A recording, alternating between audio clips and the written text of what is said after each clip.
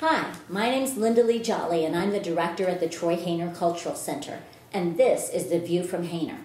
With me today is Assistant Director David Wyan. Good morning. Exhibit Coordinator Leona Sargent. Good morning. Stuttered over that. And our Program Coordinator Terry Lynn Meese.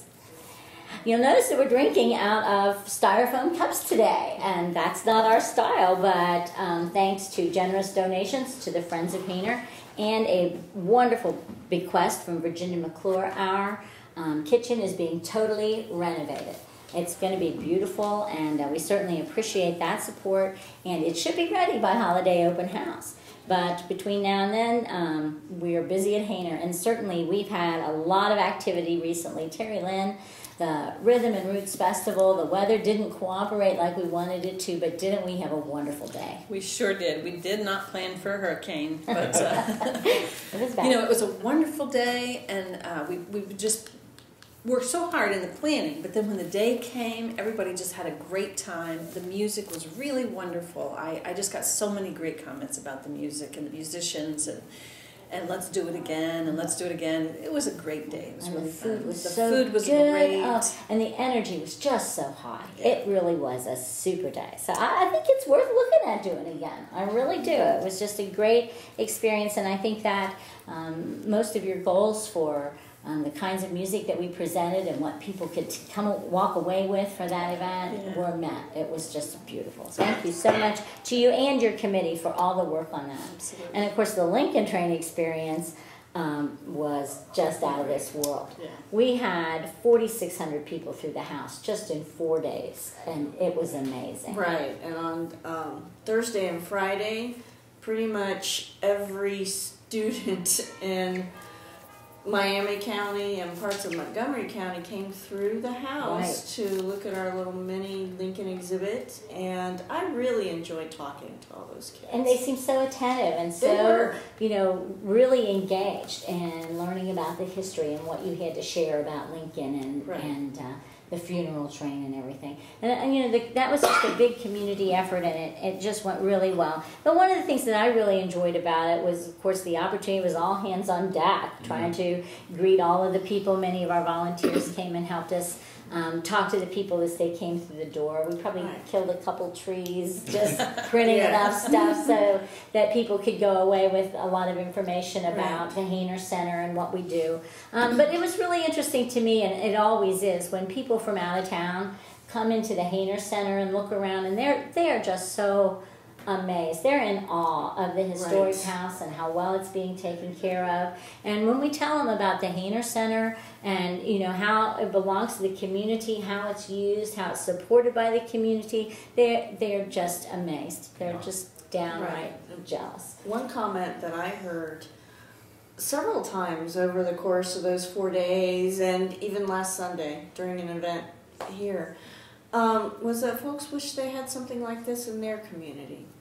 Yeah, they do. And and that's why this is a good time to be talking about that, because one of the big things that's coming up is Election Day, and Hayner's levy, that is a renewal levy this time, a .85 levy, is on that ballot. And this is a public building. It's a public enterprise, and it requires public support. So we certainly hope that all of the people that are, care about having this unique community cultural center in their community will get out and cast their vote for the Hayner on November 3rd. And that's no new money, correct? It is no new money. It's just a renewal, so it's just to keep us going for another 5 years, and we certainly appreciate that continued support and look forward to the opportunity to continue to serve the community. Leona, today we are sitting in the gallery, and we are surrounded by absolutely beautiful photography. Right. This past week, we opened our Through Our Eyes Life in the Miami Valley exhibit. This is the 10th biennial exhibit. It's a juried exhibit. So all of these photographs are they're wonderful. They had to pass through a jury to even get hung on the walls. Jim Whitmer from the Dayton Daily News. And he lives right here in Troy. He does. He's an amazing photographer. Yes, he's won awards. Absolutely. And Diana Thompson from the Miami County's Visitors Bureau. They were our judges this year. We had 51 participants, 51 photographers. And those are local people, all in and around Miami County. Yes, okay. And the photos had to have been taken in the region. Okay. Miami County plus all the counties that touch it. Okay. We have 103 photographs on display and 26 winners, including 5 views that won awards. Oh, that's great. That's just really great. And they are beautiful. And collectively, they paint a really nice picture of life here in the Miami Valley. So it's worth seeing. And how long do we have to see that? Right. The last day is November 29th. Okay. That's the end of the exhibit. All right. Well, good. Now, I understand that the exhibit committee also had a special guest this month. We did. On Tuesday, October 6th, Dr. Nellie Toll, whose artwork we are going to host in May and June 2016. Okay. She came and spoke to our 8th graders. Dr. Toll is a Holocaust survivor. Really? During the Holocaust, she was in hiding for 2 years from the Nazis. She was ages 6 through 8, and her, in order to occupy her time, because she was a small child, and she had to stay inside and quiet. Somebody gave her a small set of watercolors, and she painted the most fantastic watercolor paintings of a better world. She was imagining that things were going to get better. These paintings have been turned into an exhibit. The Masilla Museum did that in 2014. The exhibit won the best exhibit in Ohio in 2014 from the Ohio Museums Association, who also awarded the Hayner the Institution of the Year Award. Yes, that's great. Okay. So they've turned that exhibit into a traveling exhibit, and we're going to host it. You know, I'm really looking forward to seeing that exhibit in the spring, because I think that's just an amazing attitude. And I understand that she's just a wonderful person. She's living in the United States now. Yes. And a working artist. Right. She lives in New Jersey. Okay. She is an artist, but she's also a professor at the University of Pennsylvania.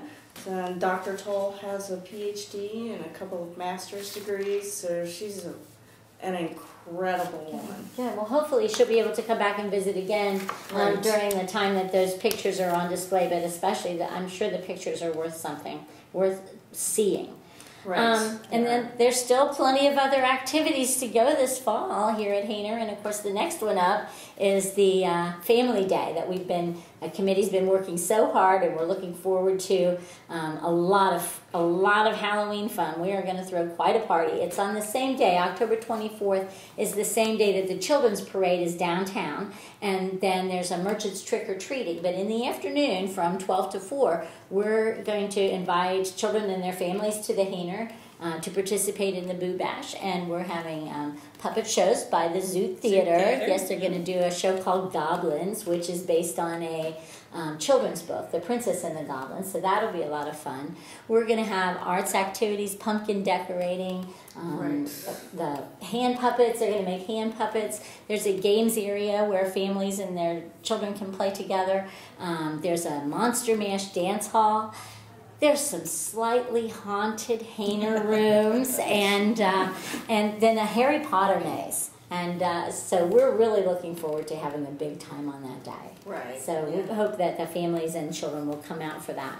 So this is after the parade. That's right. Downtown. Yeah, it should be a great day. On the 24th? Is that on the 24th of October. Mm-hmm.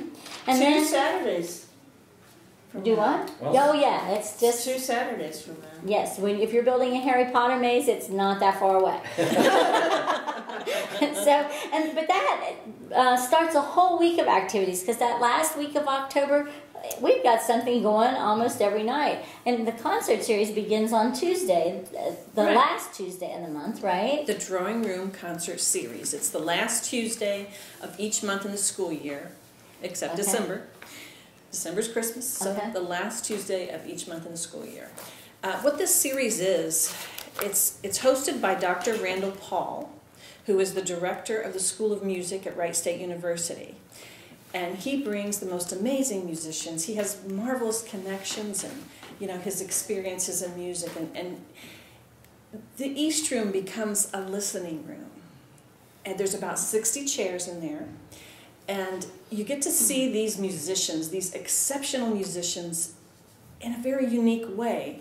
Because, this is not an orchestra.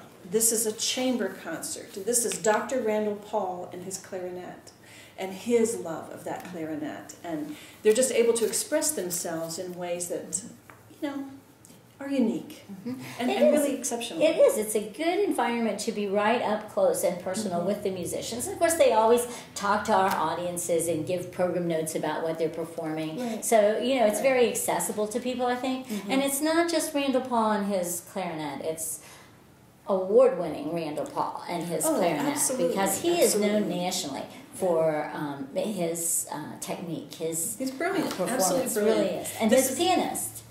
Stephen Aldridge, yes. Yes, one of the best in the area. Amazing, amazing. And think about what a great opportunity this is for students of music to come and experience these professionals in this way, in this intimate way.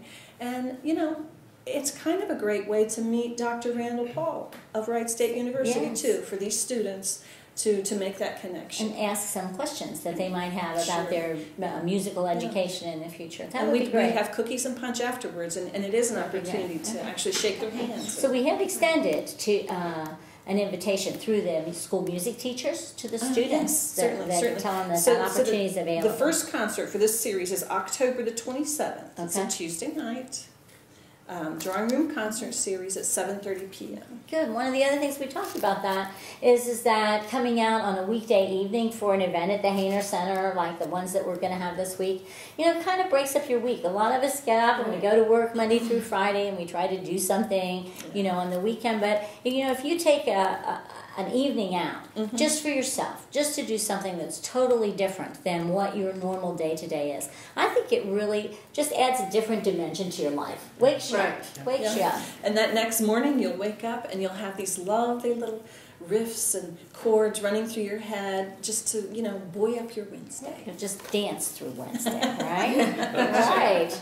And it's free. And I it's think free. that's Right, important to yeah. know. It really is. And it's that public support that makes us be able to provide all of these opportunities free and open to the public. But now that next day after that concert, we won't be dancing, right? We're not dancing on Wednesday. What are we doing? However, Hayner hits the road bright and early, 9 o'clock on that Wednesday. We have filled 2 buses, and we're heading to the BB Riverboats in Cincinnati for a luncheon cruise, and then on into Covington, Kentucky to the Basilica to take a tour of the wonderful facility there. So That's great. it's by the time you're seeing this, it's too late to participate in that event because we filled the buses, but we're planning a spring trip. Okay. Sometime April, May-ish, and our destination is Columbus, Ohio, to the Columbus Museum of Art, and I'm working on another stop along the way to just make it a wonderful day. So I'm just so excited at how this program has taken off. So Oh, I am It too. really has. We just had so much fun when we went last spring to Cincinnati to the Art Right, Museum, yeah. and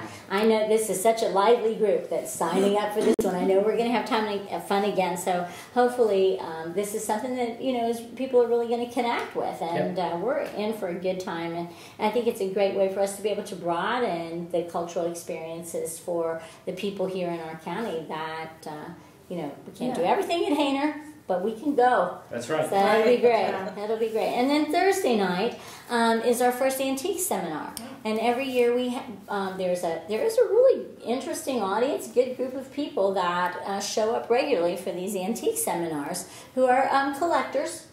Or interested in history, historians, and we usually bring people in that will do a lecture about some particular collection or some particular aspect, antique toys, glassware, depression glass, a lot of different things. We had the silversmith one time from Williamsburg, and those were really neat, but the ones that I think that are most popular is the kind that we're doing on that last Thursday of the month. Is it the 29th, I think, and this is Graydon Sykes, and he's coming from Cowan's Auction House. He has a wide range of experience with a lot of different collectibles. He's going to talk to us a little bit about the changing market for antiques and collectibles, but this is the one that I think people find most popular because it's sort of the road show thing. The participants are invited to bring one of their treasures to the seminar, and Graydon Sykes will, there'll be kind of a show and tell and a discussion of them, and then he will be able to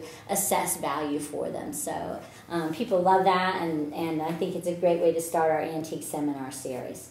And that's about it for our October events, but as we move towards the holidays, there's a lot of things already in the works. David has the holiday gift gallery shaping up. We've changed the name this year. It's formerly been called Fave, and we've changed the name to the Hayner Gift Gallery.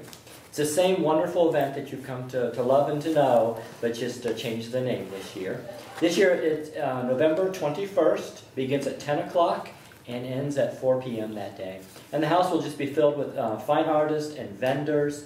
And this will be the place to find, I think, just that special gift for that special person. Absolutely. And just to name a few of our returning artists this year, Frank Brown will be back with his polished gemstones and jewelry. Barb Wolfong, a wonderful artist, will have her paintings here. Missy Hines, who does some hand painting gift cards and gifts, is returning. And we'll have vendors in the house like Karen Perk and her McGuffey Spices. Logan Eshelman and Pampered Chef Products, and Virgil's Fine Soap will be back with us also, and many other vendors also. But I do have room for a couple of more vendors or fine artists, so if you're out there and you would like to participate in the Hayner Gift Gallery this year, give me a call here at 339-0457, and I'll get an application out to you. Okay, all right, that's a great day. And then as we move towards Christmas, I think we have another opportunity for people to participate. We do. Our the exhibit committee this year decided that the exhibit portion of the holidays should be a competition, and the competition is called A Handmade Christmas. So we're inviting folks that might want to share their handmade Christmas decorations. Now, they don't have to have been the one to have made the decoration. Their grandma or their great-grandma could have made it. Okay. Yeah, the stipulation is that it be handmade. We invite folks to pick up a prospectus and, share their decorations. That's good. So the point of the exhibit is by the time it's all an exhibit, it's going to be just a big collection of handmade efforts to celebrate the holidays, right? And yes. I think that will be really interesting to see. It'll be a lot of fun. Of course, Christmas is always a lot of fun in Hayner, but we'll talk about that more next month. This month, in November, we do want to remember the one very important day, and that is November 3rd is Election Day. And I'll remind you one more time that the Troy Hayner Cultural Center's renewal levy, it's a 0.85 renewal levy. It does not raise taxes. It's issue 11 on the ballot, and that's what keeps the Hayner going in our community. So certainly we hope that the people that are interested in the community and keeping the Hayner Center involved will show up at the polls and vote yes for the Troy Hayner Cultural Center. And then I also hope that you'll come in and enjoy the house and the many things we have to offer. And that's the view from Hayner.